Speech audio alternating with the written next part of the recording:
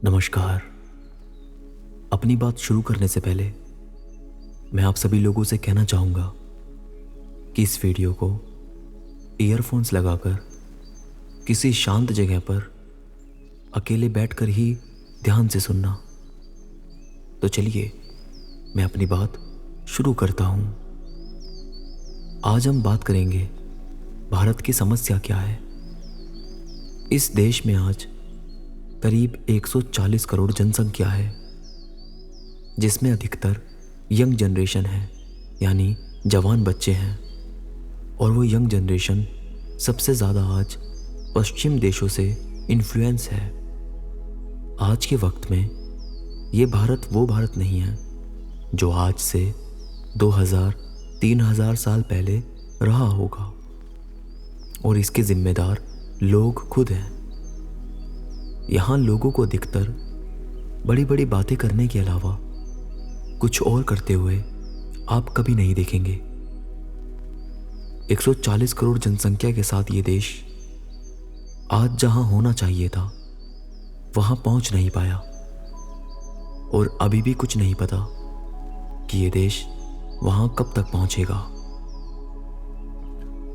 आप लोगों को हमेशा किसी सरकार या राजनेता को ही दोष देते हुए सुनेंगे, मगर सच तो यह है कि इस देश के जो आज हाल है उसके जिम्मेदार ये लोग खुद हैं, यानी इनकी आम जनसंख्या। इनकी कम नॉलेज, इनकी अज्ञानता इसका कारण है। सच बात यह है कि भारत में अधिकतर लोगों के पास basic common sense, basic civic sense तक नहीं है, और कहने को ये देश दुनिया की 5वीं अर्थव्यवस्था बन गया है, जो कि एक मजाक की बात है। अगर आप देखेंगे तो आईक्यू के मामले में ये देश आज भी बहुत पीछे है। यहाँ के लोग कितने समझदार हैं ये आपको रोज अखबार खोलते ही, न्यूज़ चैनल खोलते ही पता चल जाता होगा। और उसके कुछ बेसिक एग्जाम्पल मैं ही आपको दे देता हूं। अगर आप किसी बड़े शहर में रहते हैं तो आप जरा अपनी गली या मोहल्ले से बाहर निकल कर देखिए, आपको सड़क पे पड़ा हुआ ढेर सारा कूड़ा नजर आएगा। आप ध्यान देंगे तो आप पाएंगे कि लोग कहीं भी किसी भी जगह को कूड़ादान बना देते हैं। नदियों में कूड़ा फेंक के आ जाते हैं, और वो नदियां इतनी पोल्यूटेड हो जाती हैं कि फिर उनके रिकॉर्ड बन जाते हैं। आप सड़क पर अपनी गाड़ी लेकर निकलिए, अगर आपकी गाड़ी गलती से हल्की सी किसी दूसरे की गाड़ी से टच हो जाए तो लोग आपको मारने या मरने पर उतर आते हैं। लोगों को इतनी जल्दी रहती है कि लोगों के पास इतना भी टाइम नहीं है कि वो पीछे आती हुई किसी एम्बुलेंस को भी जगह दे सके। वो एम्बुलेंस सायरन बजाती रहेगी, लेकिन यहाँ लोग इतने केयरलेस हैं कि जिसकी कोई हद नहीं है। मगर जितने समझदार इंडिया के लोग अपने आप को समझते हैं, उतना शायद पूरी दुनिया में कोई खुद को नहीं समझता। किसी को चाहे काका गा भी ना आता हो, मगर वो बातें ऐसी करेगा और ऐसी दिखाएगा जैसे उसने लाखों किताबें पढ़ी हैं और बहुत ज्ञान अर्जित किया है। कोई भी पॉलिटिकल पार्टी इनको धर्म का नाम लेके, समुदायों का नाम लेके आपस में बांट देती है और लड़वा देती है, और ये सब लोग बस डंडे उठाकर चल पड़ते हैं। ऐसा इतिहास में होता आया है, हम देख चुके हैं, बिना ये सोचे समझे कि इसकी ज़रूरत क्या है। हमारी सस्ती राजनीति भी एक बहुत बड़ी समस्या है। राजनीति का मुख्य उद्देश्य लोगों की सेवा करना होना चाहिए, लेकिन हम साफ देख सकते हैं कि आज के वक्त में केवल सत्ता की कुर्सी और व्यक्तिगत स्वार्थ की बातों तक राजनीति सीमित होकर रह गई है। कोई भी पार्टी धर्म, जाति और समुदाय का नाम लेकर लोगों को आपस में लड़ाने का ही काम करती है, जबकि उसे ये चाहिए कि वह एकजुटता और प्रेम का संदेश फैलाए। हर पार्टी को अपनी वोट बैंक की चिंता होती है, लेकिन कोई ये नहीं सोचता कि इस राजनीति के चलते देश की एकता और अखंडता खतरे में पड़ सकती है। सबको अपने 2, 4 या 5 साल काटने की चिंता होती है, यही वजह है कि आज हम वही हैं जहां पर हम कभी पहले थे। हम मानसिक तौर पर कभी ग्रो नहीं हो पाए और इसकी जिम्मेदारी हमारे देश के लोगों को ही लेनी होगी। अगर हर इंसान अपना रोल अच्छे से निभाए तो इसे ठीक किया जा सकता है, मगर प्रॉब्लम यही है कि लोगों के पास इतनी समझदारी नहीं है, इतनी बेसिक कॉमन सेंस नहीं है। उनकी समझदारी सिर्फ इतनी है कि अपना मतलब कैसे निकालें, टेढ़ा काम कैसे करें, शाणे कैसे बने, वो सिर्फ यही जानते हैं। यहाँ हर कोई सिर्फ अपना सोचता है, बहुत मतलबी इंसान है। कोई ये नहीं सोचता कि मेरे सड़क पर कूड़ा करने से दूसरे के स्वास्थ्य पर क्या असर पड़ेगा, या फिर हम सब लोग जब इतना कूड़ा करेंगे तो इसका क्या इफेक्ट पड़ेगा। मैं अगर एक साफ नदी में कूड़ा फेंकूंगा तो वो घूम के मेरे ही शरीर में जाएगा। अगर मैं रैकलेस ड्राइविंग करूंगा तो उससे मैं अपने साथ साथ दूसरे की जान भी खतरे में डालूंगा, मगर ऐसा नहीं होता। इंडिया में आज भी हाईएस्ट एक्सीडेंट रिकॉर्ड किए जाते हैं और ऐसे ही एक पूरी भीड़ सोचती है जो एक्सीडेंट पे एक्सीडेंट करती रहती है, कूड़े पे कूड़ा फैलाती रहती है, गंदगी पे गंदगी मचाती रहती है। यही वजह है कि आज आपके पास लेने के लिए साफ हवा, पीने के लिए साफ पानी और खाने के लिए साफ भोजन तक उपलब्ध नहीं है। कितनी रिपोर्ट्स आए दिन आती है कि इंडिया की सबसे इंपॉर्टेंट नदियां पॉल्यूटेड है। इस पे किसी का ध्यान नहीं जाता, कोई इंसान इस पे एक ट्वीट तक नहीं करता, कोई नेता उस पे ध्यान नहीं देता। क्यों देगा? जब लोग जहरीली हवा में सांस लेके, गंदा पानी पी के खुश हैं, वोट दे रहे हैं, तो उससे उन्हें क्या लेना देना। वो तुम्हें हर महीने 1500, 2000, 2500 रुपए फ्री में देते रहेंगे और तुम बस मज़े करते रहते हो।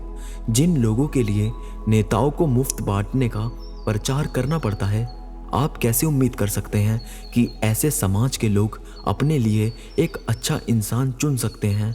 ऐसे समाज के लोग वोट डालने का अधिकार रखते हैं। इस देश में आज जितनी खामियां हैं वो सब लोगों के ही कारण है।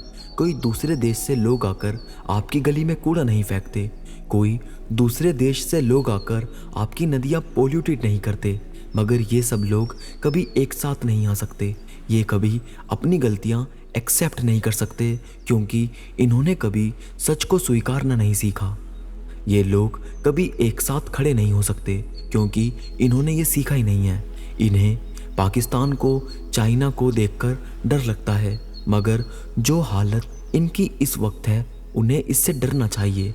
जब तुम साफ पानी नहीं पियोगे, साफ हवा नहीं लोगे, साफ खाना नहीं खाओगे, तो दूसरे देशों को कुछ करने की वैसे ही ज़रूरत नहीं है। तुम वैसे ही अपनी नस्लें बर्बाद कर लोगे, अपने आप को बर्बाद कर लोगे। इस देश की सबसे बड़ी दुविधा यह है कि यहाँ पर एक्शन तभी होता है जब संकट बहुत बड़ा बन चुका होता है, जब पानी सर के पार जा चुका होता है, लेकिन तब तक हम अपना बहुत बड़ा नुकसान कर चुके होते हैं। यही वजह है कि हमारे देश में जो पैसा है वो ऑलमोस्ट 1% लोगों के पास ही है और बाकी जो 99% लोग हैं उनके पास थोड़ा थोड़ा है।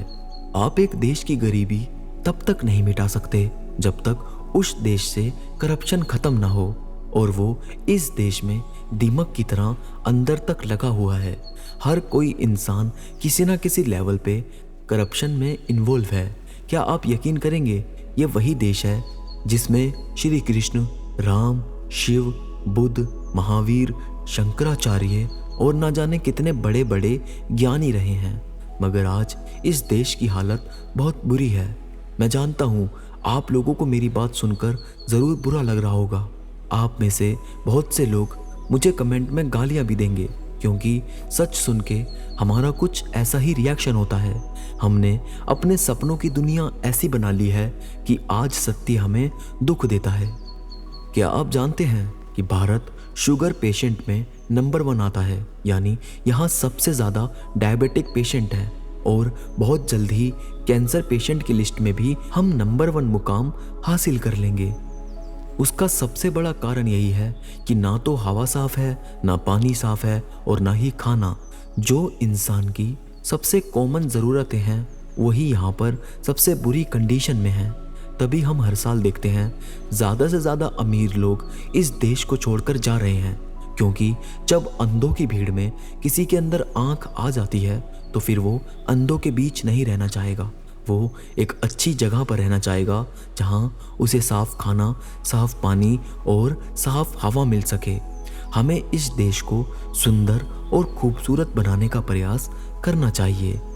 ये बातें मैं सिर्फ कह सकता हूँ और मुझे पूरा भरोसा है कि ये लोग मेरा भरोसा कभी नहीं तोड़ेंगे और ये कभी नहीं सुधरेंगे। दुनिया भर के लोग आप लोगों के सिविक सेंस का मजाक उड़ाते हैं। वो लोग लाइव बैठकर किसी भी रैंडम लोकेशन पे क्लिक करते हैं और भारत की जिस भी लोकेशन पे वो जाते हैं वहाँ पर अधिकतर कूड़ा ही देखने को मिलता है। हमारे लोगों को ये नहीं पता कि कब किस इशू पर आवाज़ उठानी चाहिए और किस पे नहीं। इन्हें जो सरकार जैसे घुमा देती है ये वैसे घूम जाते हैं। जो रिलीजियस पॉलिटिकल वे में इनको मैनिपुलेट करती हैं ये वैसे मैनिपुलेट हो जाते हैं। ये जो मानसिकता है यही हमारी सबसे बड़ी समस्या है। लोग बिना समझे बिना सोचे किसी भी मुद्दे पर बहक जाते हैं और उसे लेकर हंगामा करते हैं, जबकि जो असल समस्याएं हैं उनका समाधान कभी प्राथमिकता नहीं बन पाता। जैसे ही सरकार कोई घोषणा करती है लोग तुरंत उस पर प्रतिक्रिया देने लगते हैं। लोग खुद रिस्पॉन्सिबल नहीं बनना चाहते, बस वो सरकार द्वारा करी गई घोषणाओं और निर्णयों को अपने फायदे के लिए इस्तेमाल करना चाहते हैं। उसके बदले में वो देश को सुधारने में कोई योगदान नहीं देते। हम जानते हैं कि भारत की आबादी इतनी बड़ी है कि इसे चलाना और सुधारना कोई आसान काम नहीं है, लेकिन अगर हम सब जिम्मेदारी निभाएं तो शायद आज ये स्थिति नहीं होती। अगर हम अपनी सोच को बदलते, अगर हम उन चीज़ों को लेकर जागरूक होते जो सच में हमारे देश की प्रगति के लिए ज़रूरी है, तो शायद आज हम बहुत आगे होते।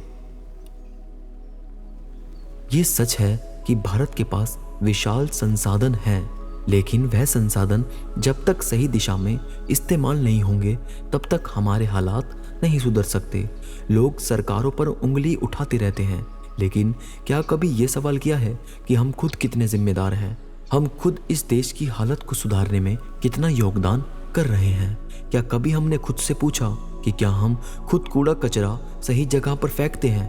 क्या हम खुद नियमों का पालन करते हैं? क्या हम दूसरों की समस्याओं को समझने की कोशिश करते हैं? अगर हम ये सारी चीज़ें खुद से शुरू करेंगे तो यकीन मानिए धीरे धीरे पूरे समाज में बदलाव आएगा। लेकिन ये समाज कभी एक तरफ नहीं चल सकता।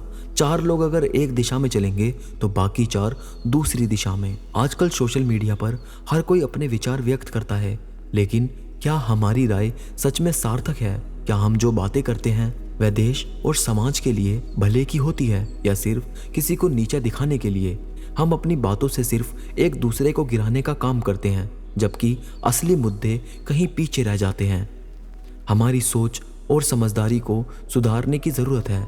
हमें समझना होगा कि भारत को सिर्फ संसाधनों से नहीं बल्कि हमारी सामूहिक जिम्मेदारी और जागरूकता से भी विकसित देश बनाना ज़रूरी है। हमें अपने हक का हर चीज़ मांगने से पहले ये भी सोचनी चाहिए कि हम इस देश को क्या दे सकते हैं। अगर हर व्यक्ति इस सोच को अपनाए तो निश्चित ही रूप से हम अपनी समस्याओं को खत्म कर सकते हैं, उन्हें निपटा सकते हैं। हमें समझना होगा कि एकजुटता और भाईचारे के साथ अगर हम अपनी राह पर चलें तो हम किसी भी मुसीबत का सामना कर सकते हैं। अगर हम अपनी जिंदगियों में थोड़ा सा बदलाव लाएंगे, एक दूसरे की कदर करेंगे, तो ये बदलाव पूरे समाज में फैल सकता है। हमारा देश अब और नहीं ठहर सकता। अगर हम सच में चाहते हैं कि हमारे देश का भविष्य बेहतर हो तो हमें अपनी जिम्मेदारी समझनी होगी और उसे पूरी ईमानदारी से निभाना होगा। आज हम जिस स्थिति में हैं वह सिर्फ सरकार की जिम्मेदारी नहीं है बल्कि हम सभी की साझा जिम्मेदारी है। अगर हम अपने कार्यों को सही दिशा में मोड़ने में सफल होते हैं तो भारत एक दिन अपनी सच्ची ताकत को पहचान सकता है। हमारे देश में अनेकों समस्याएं हैं, लेकिन अगर हम सही दिशा में प्रयास करें तो इनका हल निकाला जा सकेगा। तो मैं आप सभी लोगों से रिक्वेस्ट करूंगा कि आप अपनी राय कमेंट में ज़रूर बताएं। अगर आपको मेरी बात बुरी लगी हो तो मुझे माफ़ करिएगा। अगर ये वीडियो पसंद आई हो तो इस वीडियो को अपने करीब लोगों के साथ शेयर करके एक लाइक ज़रूर करिएगा। तो आखिर में मैं बस इतना कहना चाहूँगा कि मेरी बात को अंत तक सुनने के लिए आप सभी लोगों का धन्यवाद।